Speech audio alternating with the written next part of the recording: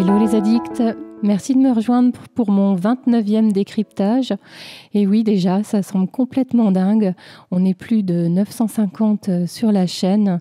Et j'ai le secret espoir que pour la sortie de la saison 5, j'arrive au chiffre symbolique des 1000. Donc si vous voulez m'y aider, n'hésitez pas, abonnez-vous, ça me ferait drôlement plaisir.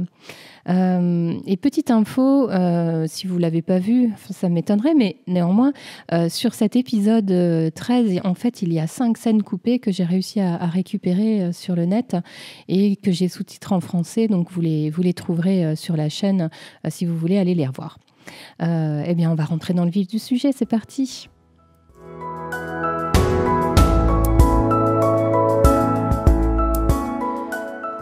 C'est une fin de saison assez inédite que ce dernier épisode de la saison 2, puisque c'est un épisode qui dure 1h30, donc c'est 1 fois et demie la durée que font les épisodes habituellement.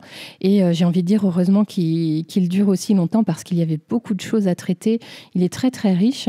Donc je vais détailler tout ça bien sûr dans ce décryptage. Tout d'abord, le titre de l'épisode, c'est en français Le Talisman et en anglais A Dragonfly in Amber.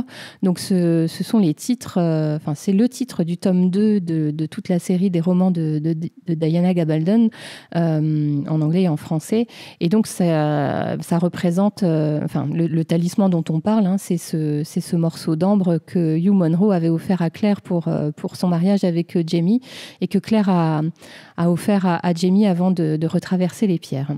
Et c'est un épisode hyper surprenant parce qu'on démarre donc avec des images de chapeau melon et bottes de cuir, donc on sait tout de suite qu'on va se situer au XXe siècle et plus particulièrement dans les années 60. Et franchement, c'est décoiffant parce que si on avait démarré la saison à la fin des années 40, en 1948, avec Claire qui venait de repasser les pierres et qui était donc enceinte, là, on se retrouve avec Claire et sa fille Brianna qui a quasiment 20 ans. C'est ultra surprenant. Enfin, moi, ça m'a cueilli, franchement. Et je trouve que cet épisode, c'est le plus intense émotionnellement de la série. Il est très dramatique. Et ça, c'est accentué par les allers-retours constants qui sont faits entre des séquences du XVIIIe siècle et des séquences du XXe siècle. On découvre donc Claire qui a emmené Brianna en Angleterre et en Écosse pour sans doute lui raconter son histoire, en tout cas l'histoire de Claire et de Frank. Et je trouve que cet épisode est vraiment très spécial car toute la saison nous parle de Culloden, on nous emmène tout droit à Culloden et en réalité, on ne voit rien de cette bataille de Culloden. On entend tout juste des coups de canon. Ça aussi, c'est assez déroutant finalement. Mais je trouve que c'est bien. Pour le final, j'aurais pas forcément apprécié de voir des images de bataille. Ça aurait pas apporté grand-chose. Et c'est en fait un épisode qui me plaît au-delà de tous les autres car il n'est centré que sur les personnages et sur leurs relations. Je trouve qu'il y a un ADN un peu différent des autres épisodes de la saison. Il est vraiment... Alors, on retrouve tout ce qui fait qu'on aime Outlander, bien sûr. Il est très cinématographique, il est merveilleusement filmé. Mais voilà, une fois encore, on est centré sur les personnages. Et d'ailleurs, les scènes au XVIIIe siècle, dans chaque scène, il y a soit Claire, soit Jamie, ou voire d'ailleurs plutôt même les deux ensemble. Et une fois encore, je l'ai déjà fait, je le fais quasiment à chaque fois, mais j'ai envie de mentionner la musique de Bear McCreary. Donc ça, je l'ai lu, mais pour la petite info, la petite anecdote, toute la musique du XVIIIe siècle, qui est passée pendant les séquences du XVIIIe siècle, peut être assemblée et ça forme un morceau cohérent. Alors, j'ai eu la curiosité d'essayer de le faire et c'est vrai, et c'est surprenant. Alors, on s'en rend pas compte, bien sûr, avec les coupures du XXe, c'est imperceptible, mais ça prouve quand même tout le travail de recherche et de finesse qui est fait là sur cette musique. Ce qu'on peut remarquer aussi, c'est qu'il n'y a pas de thème pour Brianna. hein, si vous avez remarqué ou si vous avez déjà écouté mes décryptages, il y a un thème pour Frank, par exemple, il y a le thème Claire et Jamie, il y avait un thème pour, comment s'appelle, le comte de Saint-Germain. Et Brianna, pour l'instant, rien n'a été développé pour elle, et c'est celui de Claire et Jamie qui est utilisé lorsqu'on la voit à l'écran. Et ça appuie cette idée qu'elle s'approche de la vérité concernant sa filiation, en fait. Hein.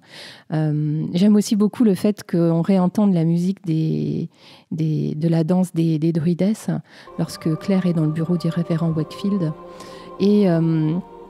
Et puis j'aime aussi beaucoup le choix musical pour figurer les années 60 et notamment le générique de fin.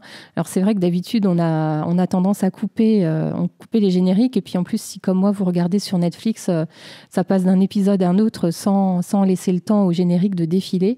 Mais là la musique est sympa, et en plus le choix du titre est malin. Enfin, le titre c'est Time Has Come Today, donc vous voyez que c'est plein de symboles. J'aime aussi beaucoup cet épisode parce qu'il y a beaucoup de rappels et de clins d'œil à d'autres épisodes de la série, que ce soit de la saison 1 ou de la saison 2. Et moi, ça me fait me sentir à la maison, avec le sentiment d'un passé partagé, d'anecdotes partagées. Et puis aussi, il y a des choses que vivent certains des personnages, et Brianna notamment, pour lesquelles elle ne se doute de rien, mais nous, en tant que téléspectateurs, on regarde ça et on se dit mais oui, mais bien sûr, c'est normal que tu frissonnes devant, à Fort William, puisque si tu savais ce qui est arrivé à ton vrai père, enfin plein de petites choses comme ça où on sait et on sent, et ça c'est super intéressant. Je voulais aussi parler du soin particulier qui a été apporté aux transitions entre 18e et 20e.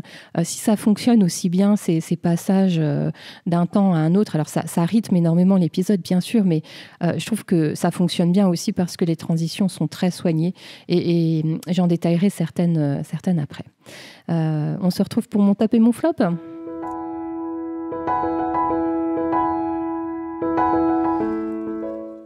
Ma scène préférée de l'épisode, c'est lorsque Claire est sur la lande de Culloden et qu'elle se rend sur ce qui est censé être la tombe du clan Fraser. Je trouve que c'est vraiment le point émotionnel culminant de l'épisode.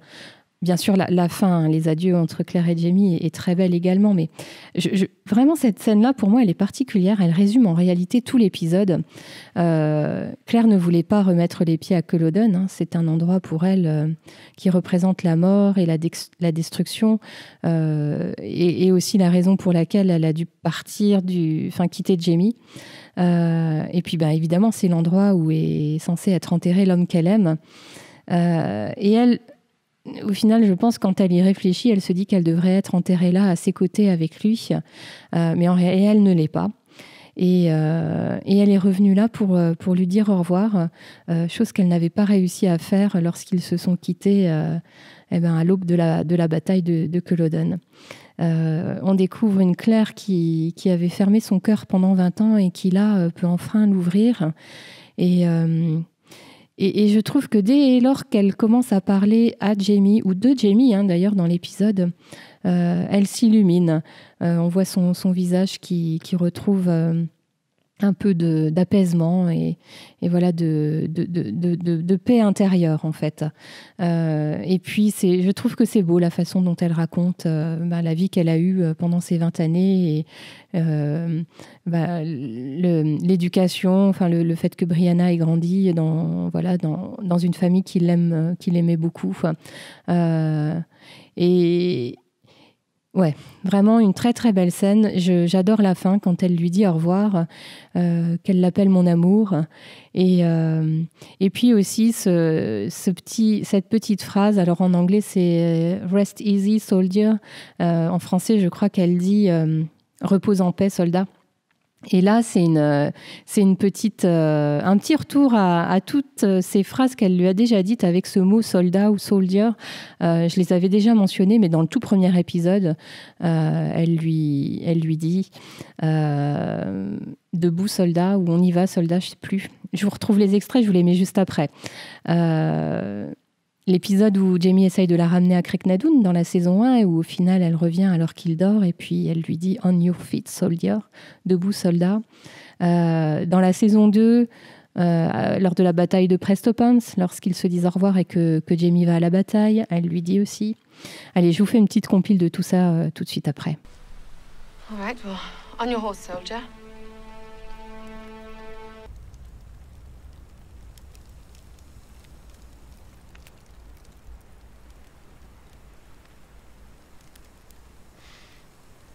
On your feet, soldier.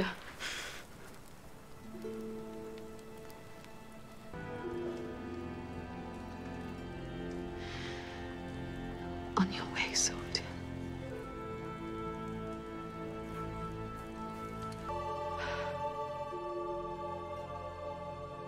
Rest easy, soldier. Vraiment, j'adore quand les scénaristes font ça, ces petits rappels. C'est génial. Alors, je vais vous parler de ce que j'ai un peu moins aimé dans l'épisode. Il n'y a pas grand-chose, parce que vraiment, si je devais le noter, je le mettrais 1000 sur 100, tellement je l'aime. Non, ce que je n'ai pas aimé, c'est une transition en particulier. C'est la transition juste après le meurtre de Dougal. En effet, c'est un moment important, le meurtre de Dougal dans l'épisode.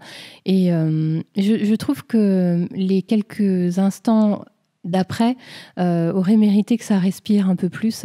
Là, Dougal meurt, Jamie dit « Pardonne-moi mon oncle » et hop, on a un fondu au noir et ça enchaîne sur Brianna et Roger qui sont dans le garage du révérend Wakefield pour faire des fouilles. C'est un peu brutal, je trouve, parce que Dougal aurait mérité mieux que ça en réalité. Et je profite de parler de cette transition qui n'est pas bonne pour moi, pour justement parler des autres transitions qui pour le coup sont vraiment excellentes. Et j'en relèverai deux, mais elles sont toutes un peu de la même nature.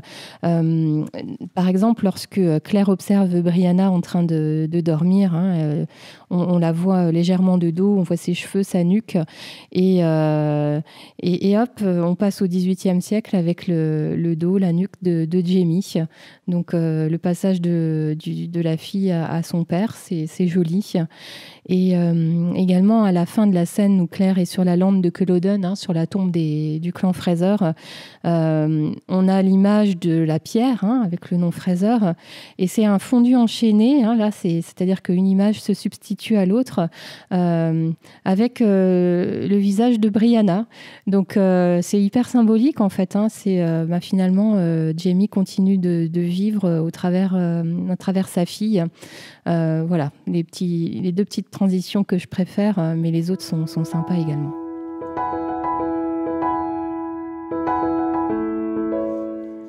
Il y a tellement de choses à dire pour cet épisode que ça a été assez difficile de rassembler tout ça et de faire des thématiques. Et donc, la première que j'ai trouvée et dont j'ai envie de vous parler, ce sont les fantômes, en fait. Claire, lorsqu'elle est dans le bureau du révérend Wakefield, dit qu'elle est assaillie par les fantômes de son passé. Il y en a alors 1, 2, 3, il y en a 4 dont je vais vous parler. Il s'agit de Frank, du révérend, de Madame Graham, et puis aussi Gaylis, que j'ai mis dans cette catégorie. Je vous parle en premier de Frank. Alors c'est vrai que Frank n'est pas présent dans l'épisode, on va dire physiquement, mais en revanche, je trouve que sa présence se ressent quasiment du début à la fin. À travers Brianna bien sûr et aussi à travers Claire, et notamment il y a plein de petites anecdotes que je relèverai dans une thématique un peu après, mais vous verrez.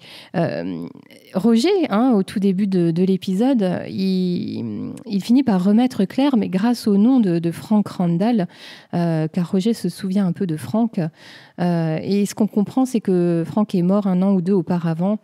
Ce qu'on peut voir aussi, c'est que Brianna aimait sincèrement son père, et vraiment beaucoup. Elle le trouvait très gentil, beaucoup plus que Claire. On sent que Brianna était beaucoup plus attachée à son père qu'à sa mère. Et d'ailleurs, Claire, sur la tombe à Culloden, dit que Frank a été un très bon père pour Brianna.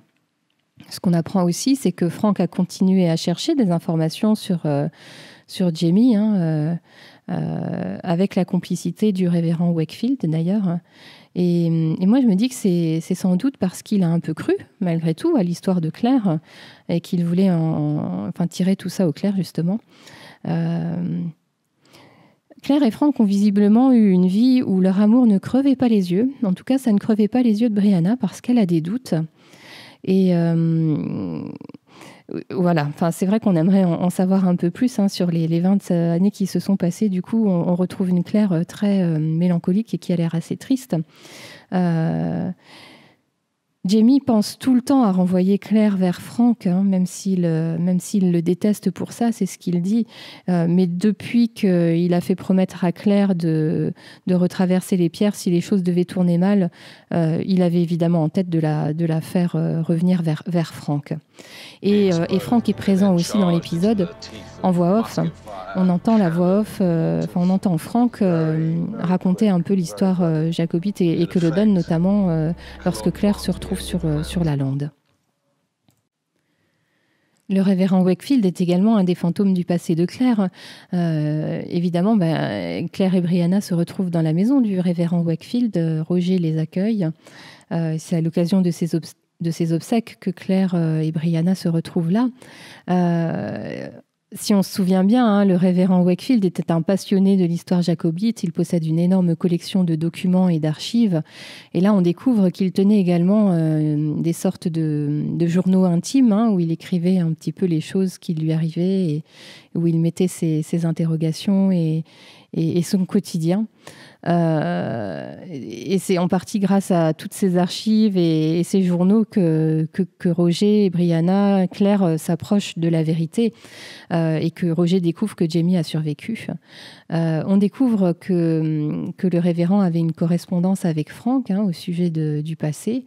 Et puis, je trouve aussi que le révérend est un peu présent au travers de ce qu'est Roger, à travers son éducation et la façon d'être de Roger. Je pense que Roger l'aimait sincèrement, vraiment, comme son père. Sa mort est bien sûr difficile à encaisser. Et notamment, on le voit à travers la conversation que Roger a avec Claire au soir des obsèques, un verre de whisky à la main dans le petit salon. Madame Graham est également un peu présente. C'est une des premières personnes dont Claire s'enquiert lorsqu'elle parle avec Roger. Elle aurait tellement aimé la retrouver pour parler avec elle. Et si on se souvient bien, dans l'épisode 1 de la saison 2, c'est la seule personne qui l'a réellement cru et avec qui Claire a pu avoir des conversations au sujet de Jamie et parler librement de Jamie. Et il n'y avait qu'avec elle qu'elle se sentait réellement bien. Alors, c'est une grosse déception pour Claire lorsqu'elle découvre que Madame Graham est déjà morte. Et on retrouve aussi un peu de Madame Graham lorsque la musique de la danse des druidesses passe à un moment dans la série. Et Roger parle également d'elle, puisqu'il s'en souvient, il se souvient d'elle qui pleurait en 1948 lorsque Frank et Claire logeaient chez eux, chez le révérend Wakefield. Alors, je classe aussi Gaylis dans les fantômes, puisque ce n'est pas Gaylis qu'on voit dans l'épisode, mais Gillian Edgars, donc la version années 60 de Gaylis. Et alors, ça, c'est quelque chose qui n'est pas du tout dans le roman de Diana, mais que je trouve fantastique de l'avoir réintégré. J'adore l'actrice. J'adore sa voix en version originale. Si vous ne l'avez pas encore entendue, écoutez ne serait-ce qu'un petit morceau, vous verrez qu'elle est très caractéristique. Et c'est ce qui fait que quand on entend juste la voix dans les couloirs de l'université, lorsque Roger et Brianna sont à l'université, on sait que c'est elle. On reconnaît cette voix qui a ce timbre caractéristique. Et puis ensuite, on voit les collants rouges. Donc ça, c'est un indice supplémentaire avant qu'on découvre son visage. Si vous vous souvenez, Gaylis, dans l'épisode 3, je crois, portait des chaussures rouges. C'était assez assez détonnant puisque sa tenue était plutôt dans les tons crème, bleu, je ne sais plus exactement, mais ça n'allait pas du tout avec le rouge et on ne voyait que ça, ses chaussures. Et c'est vrai qu'en réalité, on pouvait s'attendre à éventuellement la voir, car 1968, c'est la date qu'elle avait murmuré à Claire à la fin du procès des sorcières. Et on découvre donc une Gillian tout acquise à la cause des indépendantistes écossais, militante, avec une certaine adoration pour le Bonnie Prince Charlie. D'ailleurs, dans une des scènes coupées que j'ai publiées, on voit le mari de Gaylis Gillian qui parle de sa folie par rapport au Bonnie Prince Charlie et de son échec à Culloden et au fait que s'il avait réussi et patati patata. D'ailleurs, on découvre que Gillian est une superbe oratrice. Elle aurait sans doute été un réel atout pour le Bonnie Prince Charlie si elle avait réussi à survivre jusque-là. Si c'est Brianna et Roger qui la rencontrent, ça s'explique. Claire ne pouvait décemment pas la rencontrer avant de passer les pierres parce que lorsqu'elle se voit au 18e et à Léoc, Gaylis l'aurait forcément reconnue. Ce qu'on peut relever aussi, c'est que sa façon d'aborder Brianna, c'est exactement la même façon qu'elle avait eue lorsqu'elle avait abordé Claire dans les jardins du château de Léoc. En gros, Gaylis dit à Brianna, et c'est ce qu'elle avait dit à Claire aussi, pourquoi t'es là? Je vous passe les extraits. Are you a student here? Brianna Randall, just visiting. So, why are you here? I'm a history student. I like watching history being made. There you are. Ce qu'on peut remarquer aussi, c'est qu'il y a des regards très appuyés de Gaylis vis-à-vis de Roger. On sent qu'il y a une inspection qui se fait. C'est assez étrange. Alors, quand on sait que Roger est un descendant de Gaylis, on le sait grâce à l'arbre généalogique que Claire a trouvé, peut-être que Gaylis reconnaît quelque chose d'elle en Roger. Enfin, je ne sais pas trop exactement ce qui se joue là, mais c'est étrange. Et donc Claire trouve les carnets de recherche de Gaylis et les certitudes qu'elle a acquises pour passer les pierres, le fait qu'il faille un sacrifice humain, qu'il faille une pierre précieuse. Moi, ça me fait me questionner aussi, parce que Claire n'en parle pas. Est-ce que Gaylis sait que les périodes les plus propices pour passer les pierres sont des moments précis dans l'année, et notamment au solstice? Je me demande en quelle date on est lorsqu'on est dans les scènes de 1968. Ça a l'air d'être l'automne, vu les paysages, donc peut-être que c'est la fête de Samin, mais c'est pas dit en tout cas. Donc voilà, je me questionne. Ce que je trouve bizarre par contre là au niveau scénaristique, c'est la présence de Gaylis dans le bar où sont Roger et Brianna. Voilà, c'est un peu discutable, c'est assez bizarre, mais c'est sans doute le seul moyen qu'ont trouvé les scénaristes pour qu'on ait l'info que Gaylis projette de partir. Et dernière petite anecdote, l'espèce de cape ou d'écharpe que Gillian a sur les épaules au moment où elle traverse les pierres en 1968 est exactement la même que celle qu'elle a sur les épaules lorsqu'elle rencontre Claire dans les jardins du château de Léoc. Pour mon zoom suivant, j'ai envie de parler des derniers moments entre Claire et Jamie, et je l'ai dit tout à l'heure, ils sont dans chaque scène du XVIIIe siècle, soit seuls, soit ensemble, et d'ailleurs plutôt ensemble. Et on les retrouve dans l'action et la tension du matin qui précède la bataille de Culloden. Alors pour mémoire, Jamie vient tout juste de rentrer de l'expédition nocturne ratée, sa dernière tentative de prendre par surprise les Anglais, ce qui était son idée. Et en fait, ils reviennent tous la queue entre les jambes. Et pour Jamie, dans la première scène, on découvre que tout espoir est perdu. Et c'est Claire, les rôles sont inversés pour une fois, c'est Claire qui lui parle encore d'une dernière possibilité et de son idée d'empoisonner le Bonnie Prince Charlie.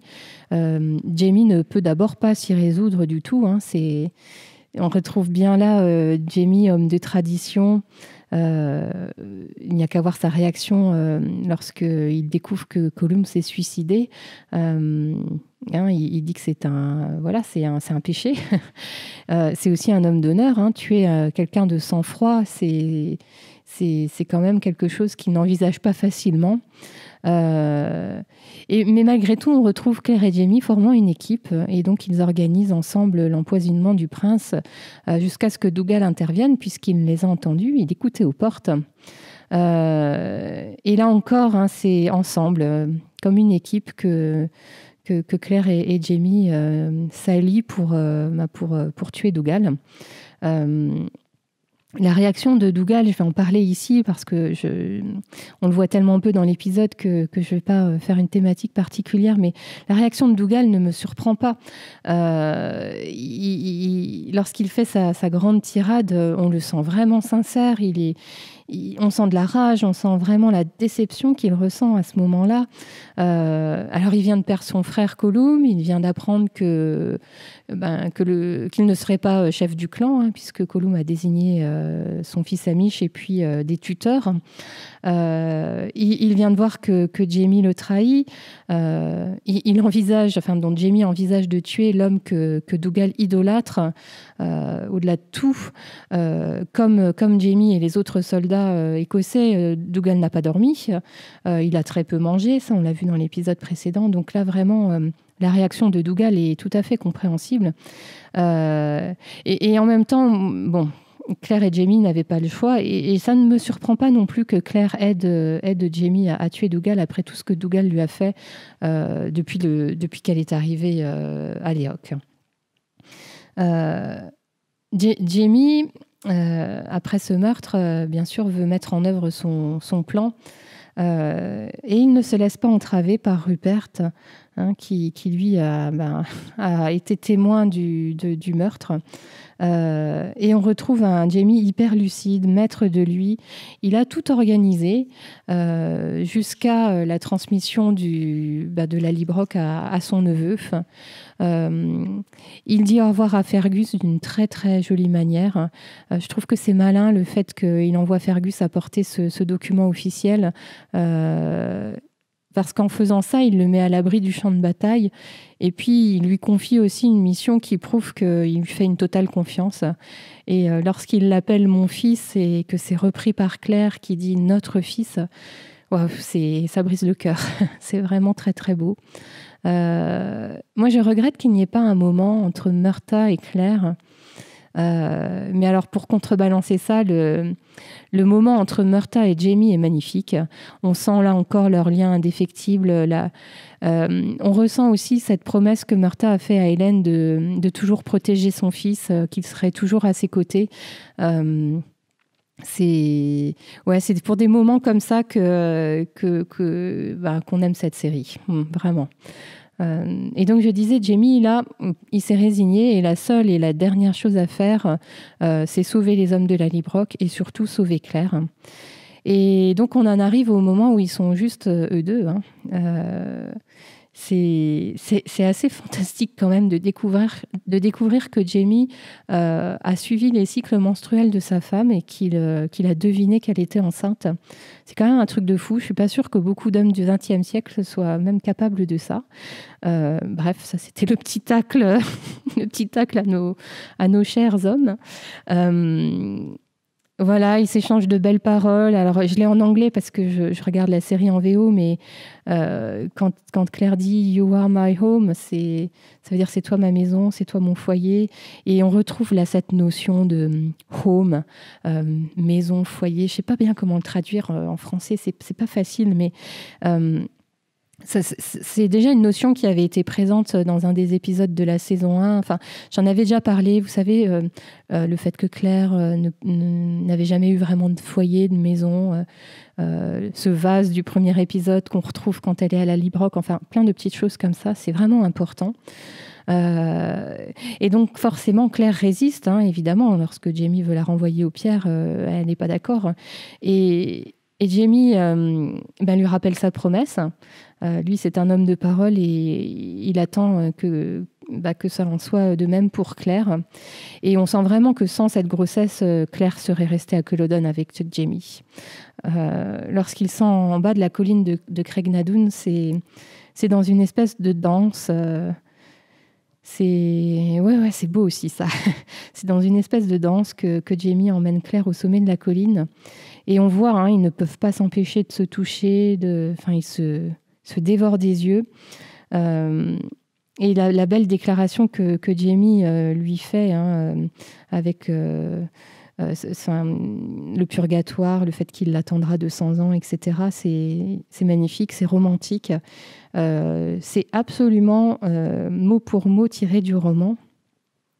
Et là, je me dis, c'est cette relation qu'on a attendue toute la saison.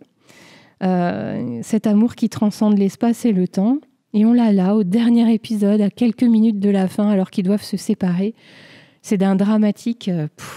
Enfin, je ne sais pas vous, mais moi, je pleure beaucoup dans cet épisode, et notamment à ce moment-là. Et puis, on découvre l'urgence de leurs derniers ébats pendant que les canons résonnent. Des échanges de petits cadeaux, de souvenirs, le talisman, l'ambre, la libellule dans l'ambre, et puis la bague du père de Jamie que Jamie donne à Claire. Cette bague que Claire cherche frénétiquement au tout début de l'épisode 1 de la saison 2. Ils ne parviennent pas à se quitter des yeux et ils se disent l'essentiel. Je t'aime. Et de la même manière que Claire a posé sa main sur celle de Jamie un peu plus tôt pour aider à enfoncer le poignard dans le thorax de Dougal, là c'est Jamie qui prend la main de Claire pour la conduire vers la pierre. Et on n'arrive pas à croire qu'ils se quittent. C'est dur. Très, très dramatique. Voilà ce que je pouvais dire sur ça. C'est difficile de clôturer ce zoom. Il y a beaucoup d'émotions. Je pense que c'est pareil pour tout le monde. C'est difficile. Moi, je ne parviens pas à me résoudre qu'ils se quittent à ce moment-là et comme ça. Pour mes zooms suivants, et j'en ai encore 3, je vais me focaliser sur les scènes qui se passent dans les années 60 et j'ai envie de commencer par la relation entre Claire et Brianna. Donc je disais, quasi en introduction, on découvre que Brianna a pas loin de 20 ans. Et je trouve qu'on a pas mal de petits regards complices, de petits regards entendus. Un semblant de complicité entre Claire et Brianna, notamment au début. Je pense à leur entrée, les scènes dans l'entrée chez Wakefield, ou une des premières scènes lorsqu'elles sont dans la chambre tous les deux. Brianna semble fière que Claire, sa mère, soit chirurgienne. Et on découvre une Brianna qui visiblement mène son enquête pour en savoir plus sur ses parents. Elle est très très active dans les recherches et j'en parlerai après quand je comparerai roman et série, mais c'est pas du tout le cas dans le roman. Dans ses interactions avec Roger, Brianna dit rapidement qu'elle trouve que sa mère vit dans un autre monde. Et on découvre aussi que Brianna a des doutes sur les sentiments que Claire avait pour Frank. Et lorsque Brianna parle de sa visite à Fort William, ça fait réagir Claire et elle se ferme à l'évocation de Fort William.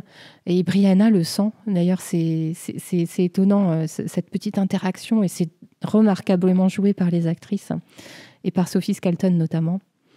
On sait que Claire voit Jamie en Brianna. Bien sûr, il y a le physique, les cheveux notamment, le caractère aussi.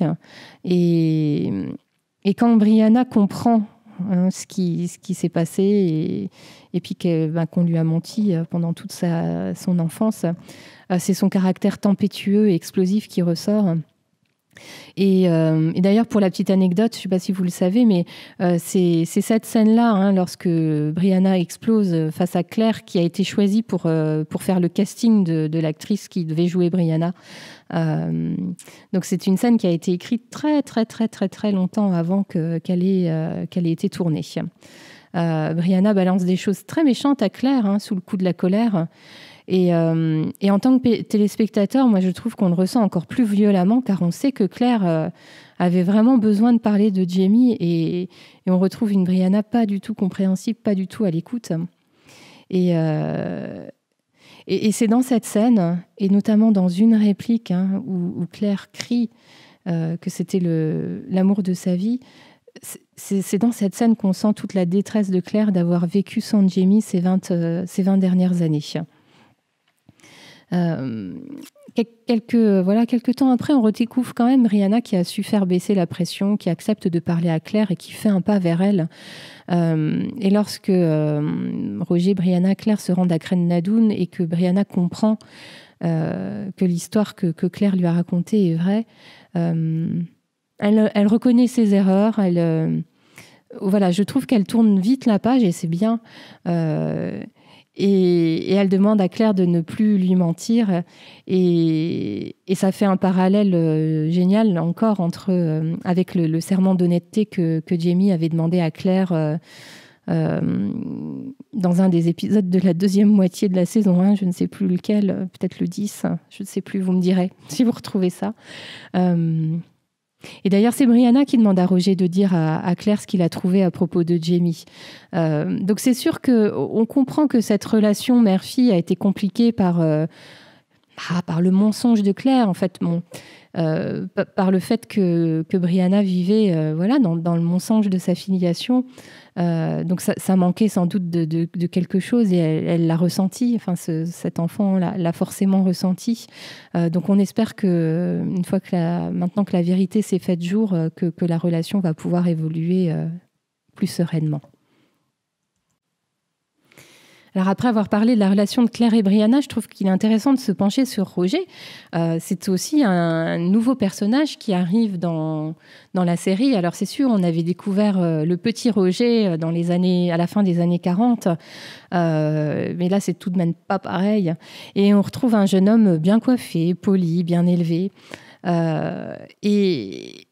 Alors, j'ai déjà vu sur les réseaux sociaux qu'il y avait un certain bashing qui se faisait sur ce personnage, alors sur l'acteur peut-être même plus particulièrement. Franchement, quand on voit cet épisode, l'acteur il est génial, quoi. Une belle performance, son ton est juste, son jeu est juste. Il est vraiment dans la nuance du personnage.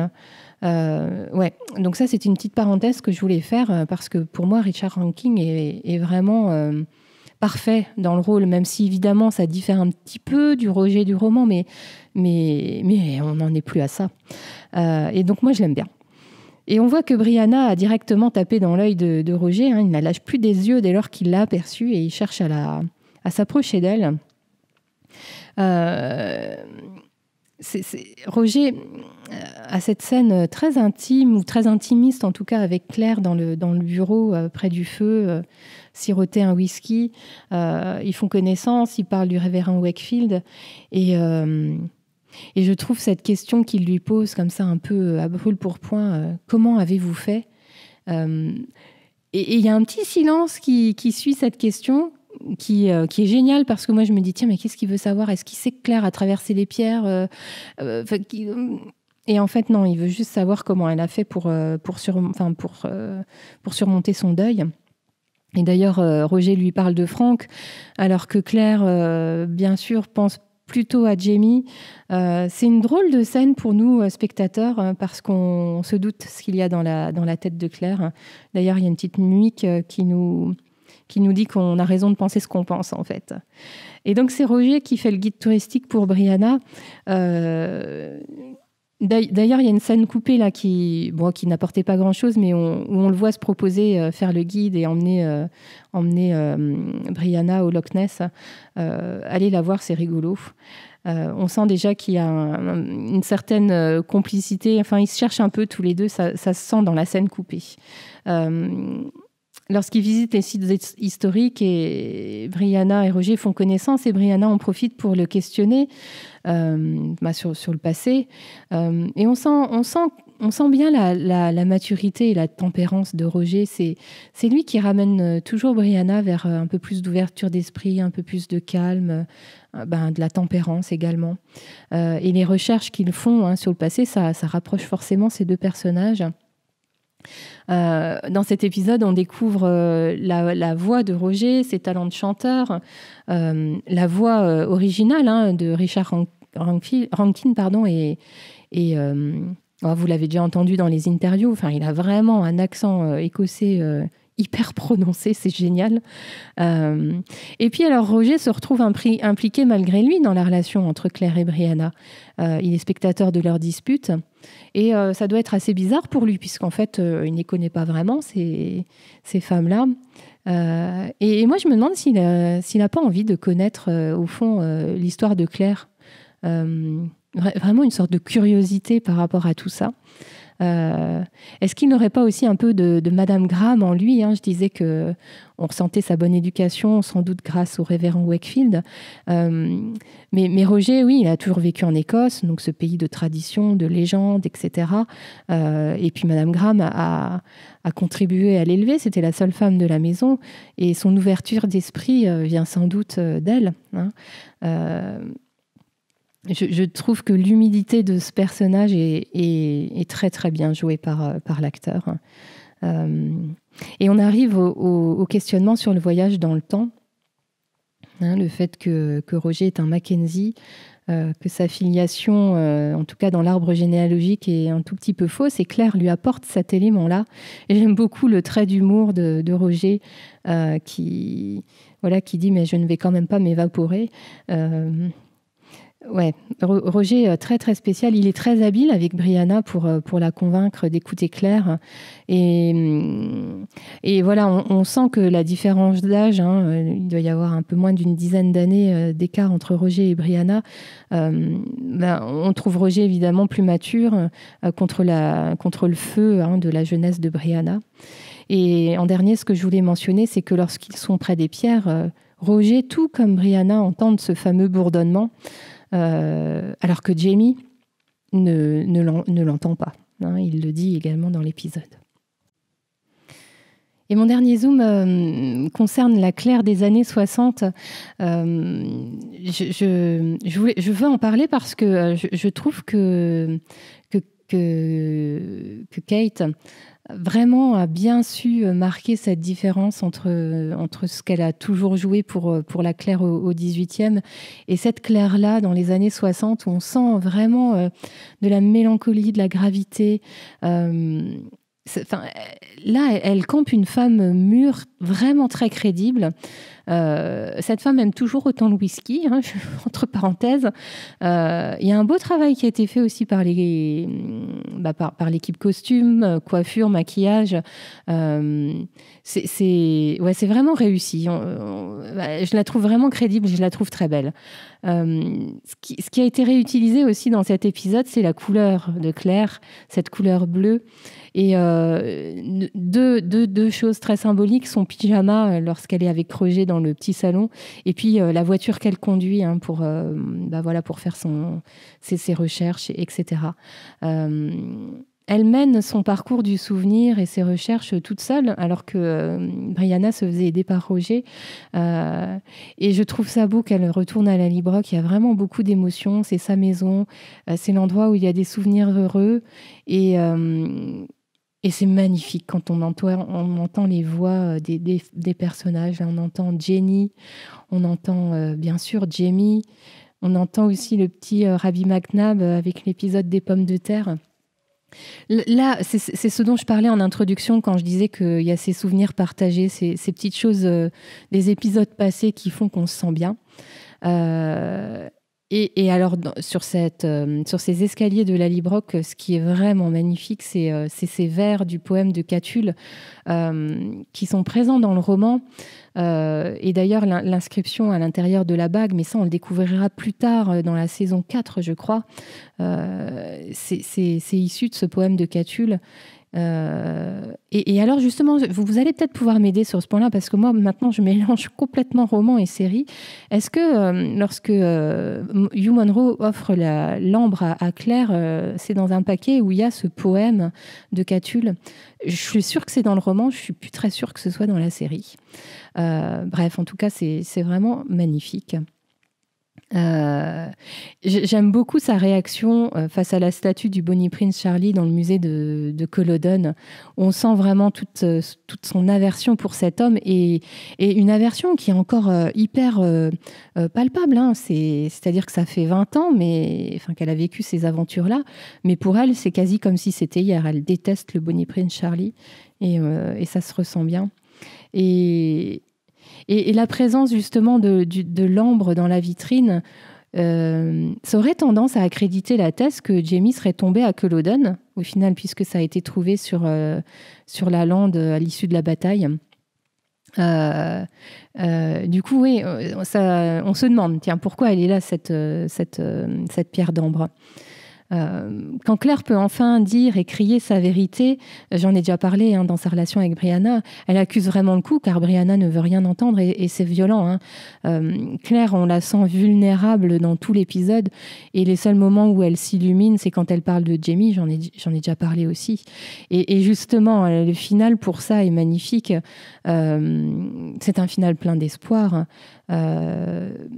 Alors c'est un peu too much pour moi ce lever de soleil et le visage de Claire là qui d'un coup est un peu dans des tons jaune orangé, les yeux qui pétillent, etc. Visuellement c'est trop, mais je sens bien l'image, je sais pourquoi ça a été fait et c'est pour ça que je vais pas m'étendre. Ça nous donne vraiment de l'espoir et je trouve ça bien que pour ce final de la saison 2, c'est Claire qui est le dernier mot. Les dernières paroles sont pour elle et elle nous dit qu'elle doit y retourner. Et pour finir, car je sais que vous aimez beaucoup ça aussi, j'ai voulu relever les petites références aux autres épisodes, les petits rappels. Je ne vais pas faire forcément dans l'ordre, quoique je vais essayer de les faire dans l'ordre des épisodes de la saison 1 puis 2. Des petites mentions au tout premier épisode de la saison 1. Lorsque Claire et Frank sont sur les routes d'Écosse, qu'ils font un peu de tourisme et de visite, ils sont dans la voiture, donc c'est une décapotable. Les séquences et les plans images de Roger et Brianna sur les routes sont quasi identiques. Franchement, sans revisionner comme ça directement les épisodes, on a vraiment cette impression qu'ils sont sur les mêmes routes. Toujours en référence à l'épisode 1 de la saison 1, lorsque Claire et Frank arrivent dans le centre d'Inverness, ils garent leur voiture en face du bed and breakfast dans lequel ils logent. Et Claire, dans cet épisode, gare sa voiture exactement au même endroit que l'épisode 1. Et elle jette le même regard vers les façades des bâtiments qui sont en face d'elle. Là, je pense que c'est vraiment volontaire. Ensuite, des petites références aux premiers épisodes de la saison 1 également. Donc, j'ai déjà parlé, oui, des chaussures rouges de Gaylis avec les collants rouges de Gillian. Dans l'épisode 4, si vous vous souvenez, Claire essaye de s'échapper du château de Léoc et elle tombe dans les couloirs du château de nuit sur Dougal et elle l'assomme avec une chaise en bois, quelque chose en bois. Et là, lorsqu'elle est avec Jamie et que Jamie et Dougal commence à se battre, elle l'assomme, elle essaye aussi de l'assommer avec une espèce de caisse en bois.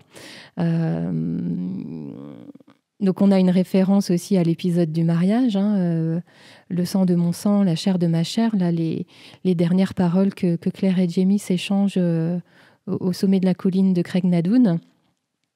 Bien sûr, j'en ai déjà parlé, il y a la pierre d'ambre que Hugh Munro offre à Claire et que Claire offre dans cet épisode à Jamie comme cadeau d'adieu. Il y a une référence aussi au procès des sorcières. J'en avais d'ailleurs parlé dans mon décryptage. Si vous vous souvenez, à un moment donné, Gaylis dit à Claire j'ai bien l'impression que je me rends qu'on va se rendre à un putain de barbecue. A fucking barbecue. J'avais relevé cette phrase-là parce que je la trouvais anachronique en réalité. Et c'est rigolo parce que Roger, lorsqu'ils arrivent sur la colline de Craignadoon, et Gillian a déjà brûlé son mari, Roger a la même... fait la même réflexion.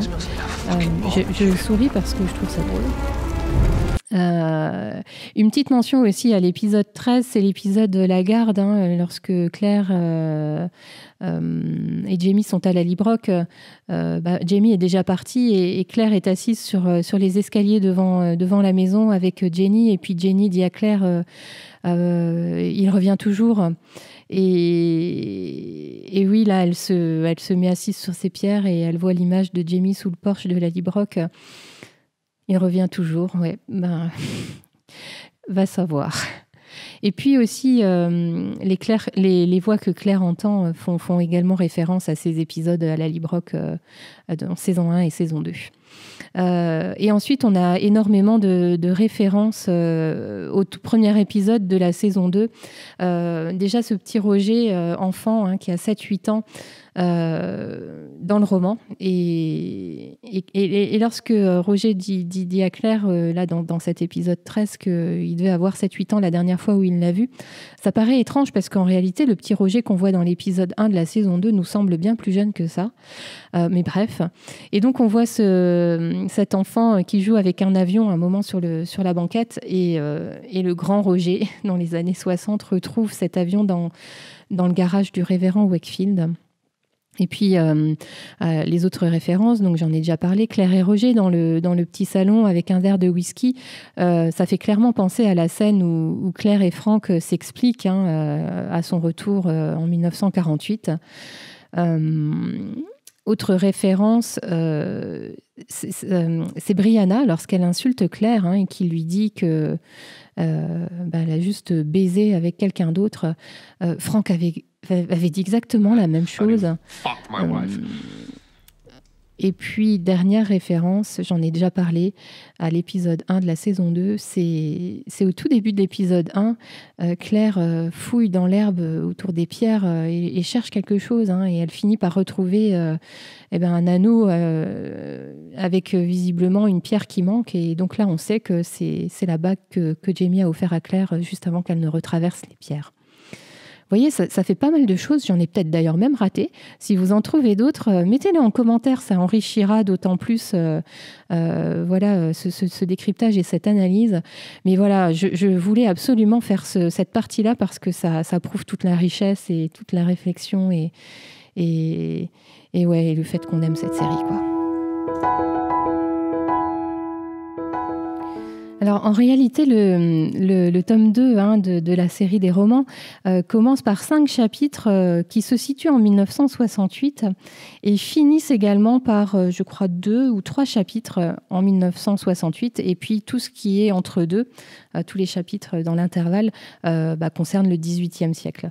Donc, Diana Gabaldon nous avait un peu plus rapidement mise dans le bain des recherches et puis nous avait posé directement en 1968, on savait que Claire avait eu sa fille, etc. Je vais d'abord vous parler du chapitre 46, puisque celui-là concerne l'avant que Culloden et puis tout ce qu'on voit à l'écran dans cet épisode. Jamie, dans le roman, rejette l'idée d'empoisonner le Bonnie Prince Charlie, mais Dougal a entendu le plan de Claire et c'est à elle qu'il en veut. Il la traite de sorcière, etc. Donc c'est Jamie qui tue Dougal dans le roman, et c'est Winnie qui voit cette scène-là. Je vous rappelle que Rupert, dans le roman, était mort lors d'une précédente bataille des Jacobites contre les Anglais. Il y a un temps un peu plus long qui est pris pour les adieux, puisque Jamie et Claire se retrouvent dans une chaumière. Il y a des derniers petits moments d'intimité où ils prennent le temps de s'imprimer des souvenirs. Ils dorment même un petit peu. Et lorsque le temps est venu de se rendre aux pierres dressées, l'un et l'autre gravent leurs initiales dans la main. Dans la paume droite pour Claire, dans la chair du pouce à gauche pour Jamie. C'est quelque chose qui n'est pas repris dans la série.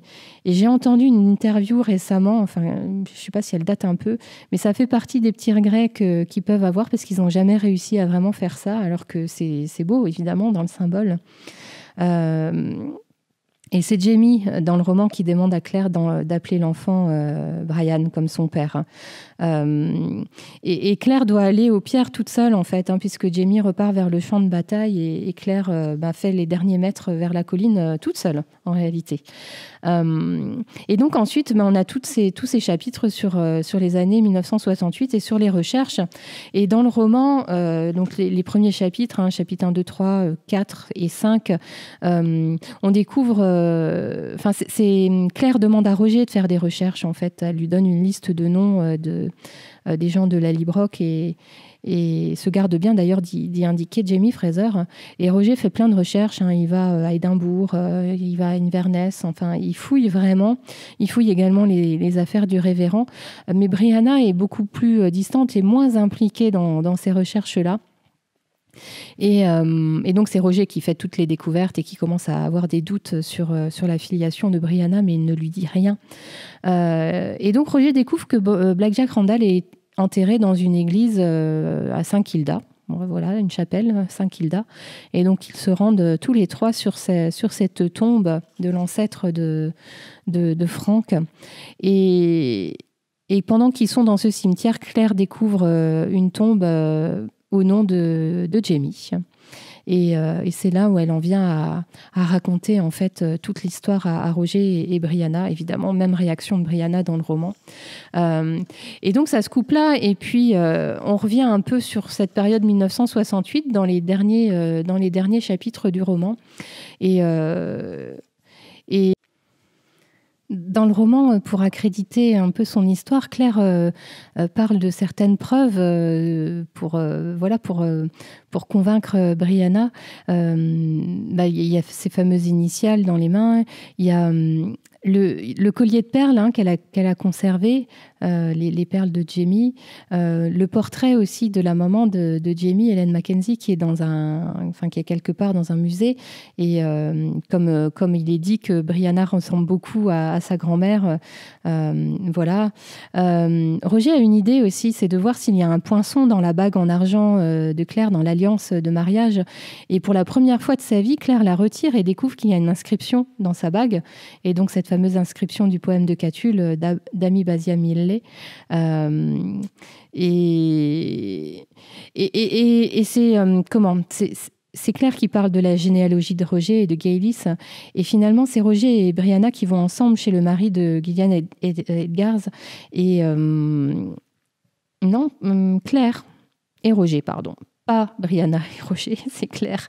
Et donc, ils se rendent voir le directeur de l'université où étudie Gillian et donc pose plein de questions. Et donc, ce directeur finit par informer Claire que Gillian faisait plein de recherches sur les cercles de menhir.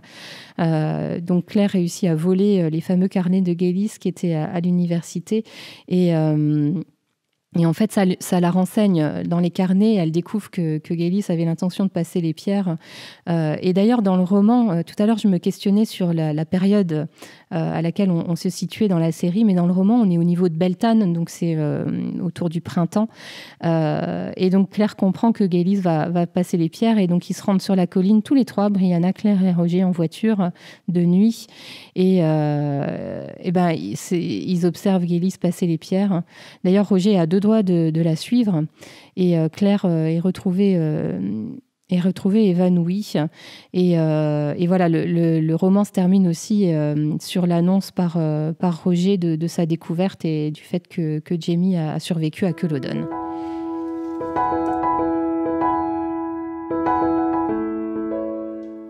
Après une deuxième partie de saison 2 très sombre, je trouve que ce dernier épisode suscite beaucoup d'espoir, malgré les émotions et l'aspect dramatique de la séparation de Claire et Jamie. Il y a quand même beaucoup d'espoir. On sait que Claire va repartir au XVIIIe siècle, mais cela laisse quand même beaucoup de questions en suspens.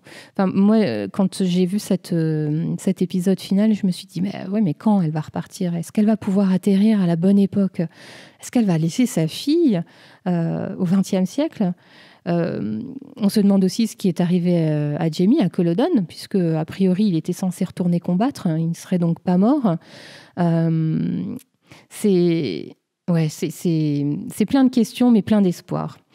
Donc je voulais conclure aussi en vous disant que je prends beaucoup de plaisir à faire ces décryptages. Me replonger de cette façon-là dans la série est vraiment hyper important pour moi. Ça fait partie d'un ensemble de choses qui fait que je me passionne pour cette série. Alors vous le savez, si vous m'écoutez au fur et à mesure de la sortie des décryptages, on est à quelques jours de la sortie de la saison 5, c'est vraiment imminent. Je vais donc faire une pause dans les décryptages et vous proposerai la suite avec la saison 3 et puis la saison 4 un peu plus tard, après la diffusion de tous les épisodes de la saison 5. On se retrouve en attendant sur les réseaux sociaux, sur Facebook notamment, pour échanger sur la nouvelle saison. Moi, je reste à l'affût également des petites vidéos que je peux vous traduire pour que vous ayez les infos en même temps que les anglo-saxons et les anglophones. Il n'y a pas de raison. Je vous dis à très très bientôt, à très vite. Restez connectés. Moi, je le serai. Je vous dis, prenez soin de vous.